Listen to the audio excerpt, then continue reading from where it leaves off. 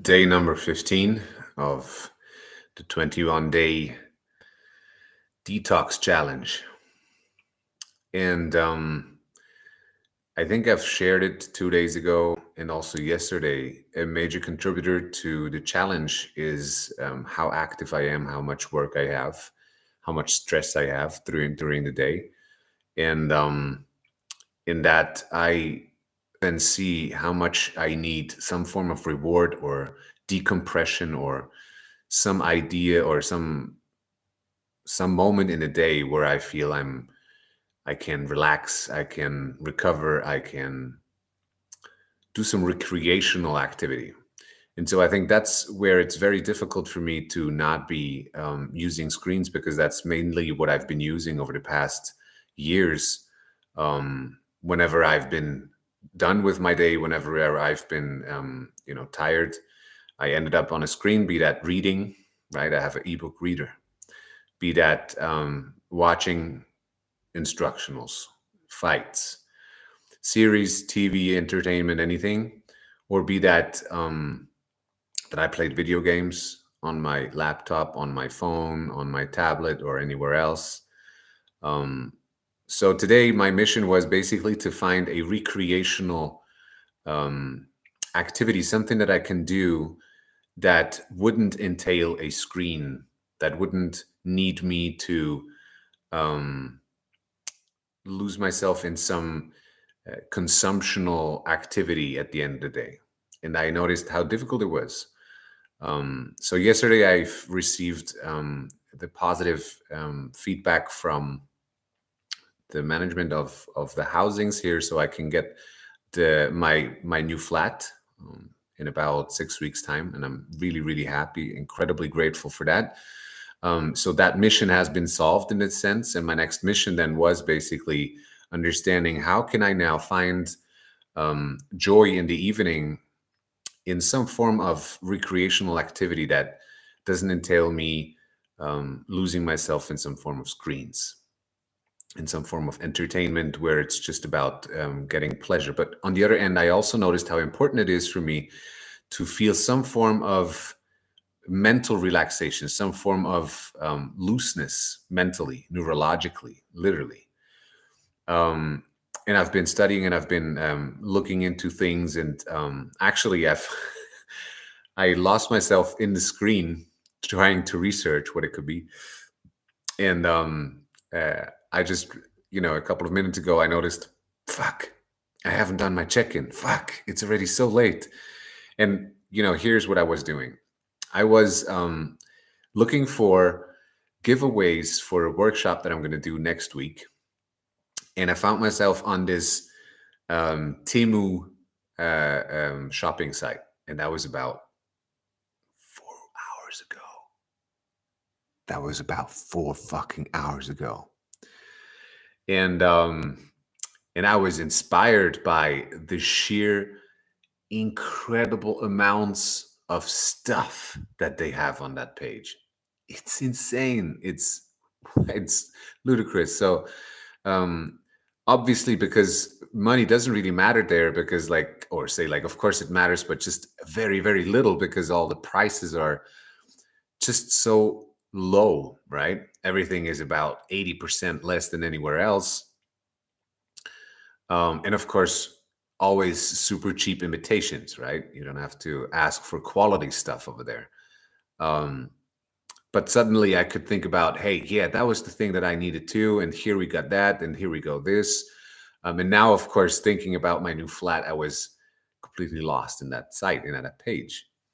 And over the course of the past 4 hours, I've been accumulating little nitty gritty things, and in the process, been looking for activities that I can do. So there was thoughts in the mix, like solo card games, like puzzles, of course, meditative activities, etc., etc. And I would find a lot of little things that I would really appreciate. Problem solving stuff has been very inspirational. So I didn't really feel like just dawdling around without inherent purpose or intention. But nevertheless, I felt that it was giving me um, that spike of dopamine, that spike of pleasure and reward, because I would just receive novelty every single time I would scroll, every single time I would research anything. And so basically, what I noticed, what I recognized also while I'm speaking right now, was that this page has effectively combined the scrolling mechanism, the novelty inducing mechanism of social media feeds, with the ability to buy at very, very, very low cost, with apparently a pretty quick speed and free delivery, right? So I'm not making any promotions here for this page. And if I could, I would probably just scratch the name um, out of this interview, like out of this video log. But what I noticed is that it was hooking me. I found myself, I think 2 or 3 times, to be very frank, to be very honest here, I found myself a couple of times trying to get the cursor away and then not being able to, because I could just scroll a little further down. I could just click on the next item and just check out how this would look like, etc., etc. And I haven't bought, I haven't paid. My cart is still full, and I'd probably just leave it at that. But man, that was interesting. It was very, very interesting for me to observe my behavior, and seeing how, again, if you remember, how everything eventually becomes some form of pleasure-inducing entertainment, and that's tough. That's really tough. If we are looking at it from this perspective, if we're looking at it from this way, um, this is a massive riddle, honestly. Um, so the outcome of today, basically, what I've taken away from the whole affair, what I noticed is, first of all, I still recognize how peaceful I feel if I pull through the boredom and the withdrawal where there's no inherent kick up, right? That was one thing that I noticed that took away.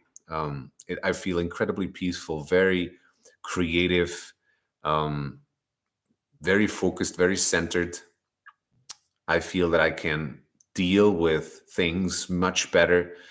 I don't feel as frustrated as quickly as, perhaps I would used to if I was continuously boggled with information. Another thing that have taken away from, especially tonight, like this evening, I've noticed how important it is for me to find some form of puzzle, perhaps. I think it's going to be some wooden puzzle, in fact.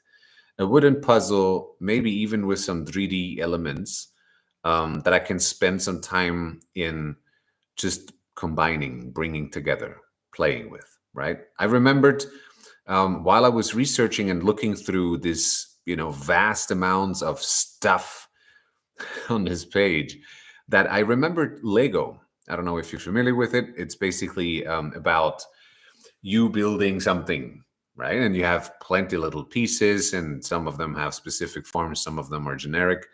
But in any case, that was always something that I really enjoyed doing as a kid. And back when I was a kid, there wasn't like there was television, but we didn't have any, or I think better said, my mom had one, but we weren't allowed to watch until I was about 12 or 13 or so, or even older. So basically what I noticed, I was remembering why I was scrolling through all these possibilities, in terms of, solo games, or little, like, I was about to say entertainment things, um, about all these little things that I could, spend my time with, meditating, problem solving, blah, blah, all this stuff. I've been remembering there was bits and parts of memories um, where I was drawing and listening to music, where I was playing Lego and listening to stories, podcasts. Back then it wasn't podcast, it was like story cassettes, right? That I could just hammer into massive old players. And eventually I was also remembering that I always loved wood and playing with wood, carving wood. And naturally, I was also enjoying reading books, right? But here was the trick: the reading is out of the question because it is just another like another way for me to lose myself in some alternate reality here. So now you could also ask, and now what's the difference if you're just doing the puzzle thingy? The difference between the puzzle thingy and the book is that I am actually doing something. You see, I would like to pivot away from the massive consumption culture that I have immersed myself for a very long time. And just today, in fact, I had a conversation with a lady who asked me for an interview for a congress or something. I think it's an online congress of health practitioners. And she was asking me what has actually led me to this challenge. And as I already shared with you, it was me noticing that I was hooked on pleasure inducing, say, button press mechanics, where I would just do something that would just entertain me and give me pleasure and basically hook me on end. And to be very frank with you, I haven't really found a solution to this issue. And I'll probably also talk to my therapist about it. I'm due to talk to her next week, and make an appointment because maybe against a lot of people's opinion, the way that I see it, especially since I'm a mental coach, therapists are not necessarily just to be sought after when you're really sick or mentally ill. They can also be very healthy measures for you to have, you know, possibilities to really talk with people who are educated in particular areas about, things that you just concern yourself with. And that doesn't mean that I have any issues or illness or issue like or challenges. Of course, I do deal with my childhood trauma from now and again. Um, but again, I will definitely talk with her about it as well. My challenge is going to go for another. That's going to be, yeah, so until next week Wednesday, if I am correct in my mind. Um, and then we're going to see how it's going to end. For now, I feel like, especially the past 2 3 days, I felt like so frequently catching myself being yet in another um, activity that was screen related, where I found myself entertaining myself. And um, I think at this point it was 3 days where I failed. um, and to be very honest with you, it doesn't make me feel that good. I feel there's a very harsh judgmental critic inside my mind that judges me harshly for um, still following certain urges, certain notions. And yeah, that's something that I will be having to deal with in my meditation. Um, yeah, just to share with you, perhaps, um, when you notice that you're addicted and you notice how deep that addiction runs. And again, I'm talking not about a particular substance, I'm talking about activities. Today, with one of my clients, I had a conversation, and just before I'm going to drop this video log here, I just want you to know we had a conversation, and something that popped up was basically the moment you cannot refrain from it, you're addicted to it. Um, and of course, there's a spectrum to it. You cannot just say, like, yeah, I cannot refrain from drinking water. I'm addicted to water. You could technically say so, but I think that's really far fetched. You could also say you cannot refrain from breathing, so you're addicted to breathing. You could technically say so, but again, there is a pathogenic aspect to the word, or like the concept of addiction, right? Where an addiction versus dependency is okay. I think that's going to be a little deeper down the road, but just for clarity purposes, you're going to be very dependent on something until you notice it's going to harm you, and then you're addicted to it, right? So I noticed that certain behavior patterns, especially around screen consumption and around, let's say, usage of internet properties, that can be basically everything from social media to video games to any form of entertainment, to porn, to e-screens like ebooks, audiobooks, etc. It can be basically everything. For as long as I noticed that I needed to feel well, I consider myself to be some form of like in some form of addiction. And again, as you might notice, I'm actually not, I don't feel like I'm a bad person because of it. I don't feel that I'm sick per se because of it, but I'm concerned. First and foremost, because I have a little godson that eventually will grow up into a world like this. And I would love to have children. I'm not very certain yet if I want to pull through with that, but I would love to have children, and knowing that eventually those children will grow into a world where all they will know, seems to me, will be that at any corner they could just press a button and feel, well, pleasurable. What if that button vanishes? And obviously, that is something to be concerned with, right?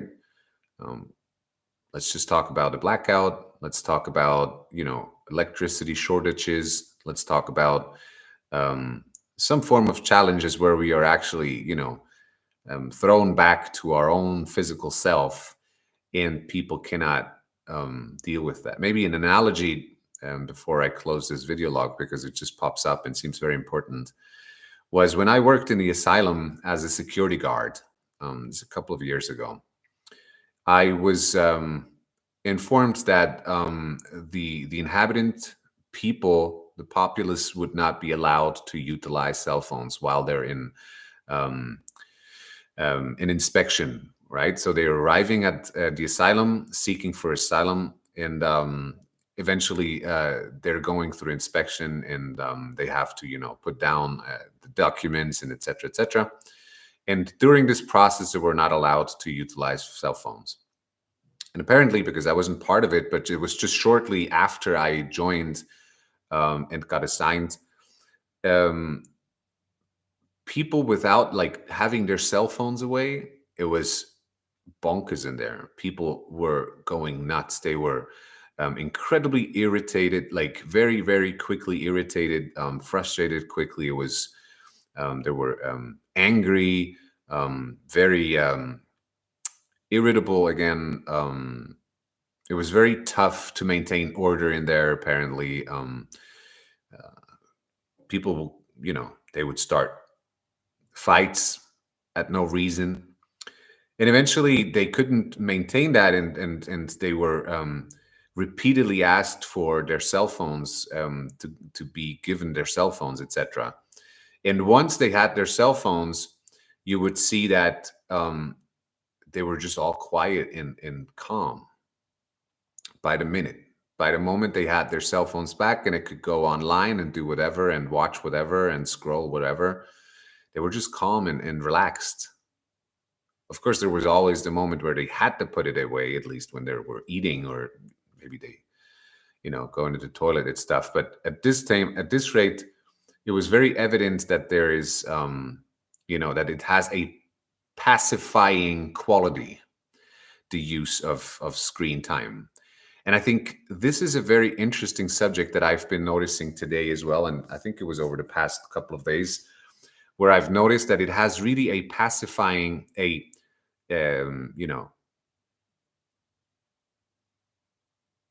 maintains a blank state in your mind because there's no thought, right? You're just consuming.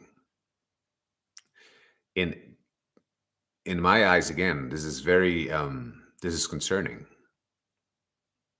because if we're living at this moment in a culture that is pacifying the minds of its inhabitants,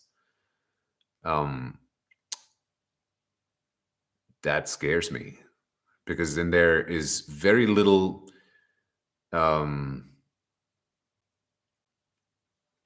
inspirational thought really beyond what we see. And again, we're talking about the masses here, right? There's people who have like an inherently say maybe an upbringing where there is very little screens, And then there's people who have an upbringing where there's a lot of screens. But also it goes to say, like, all the major players, all the big people sitting at the heads of the corporations, taking screens away from their children, and seeing to it that they have as little screens in their houses as possible in terms of entertainment screens. It says a lot, right? Um, so yeah, I just want to leave you with this. I think today was a very long video log. I noticed that there was a lot to be said. There's also some stuff I just want to highlight that I'm not saying about my endeavors throughout this video, like throughout this challenge, simply because this is the internet and everything I'm saying is eventually going to get out, right? So, but I can promise you that I will be, in what I'm saying, 100% honest in how I'm approaching this, as authentic and as genuine as I can. And if you guys have ever any form of questions, anything that you find interesting or perhaps also reproachful and would like to discuss it, just drop it down in the comments. Let me know, and I would love to get back to you and just have the conversation. In any case, have a beautiful rest of your day, wherever you are, whatever you do. And I wish you a lot of power, a lot of clarity, a lot of courage to face yourself and your life. Have a beautiful rest of your time. Bye.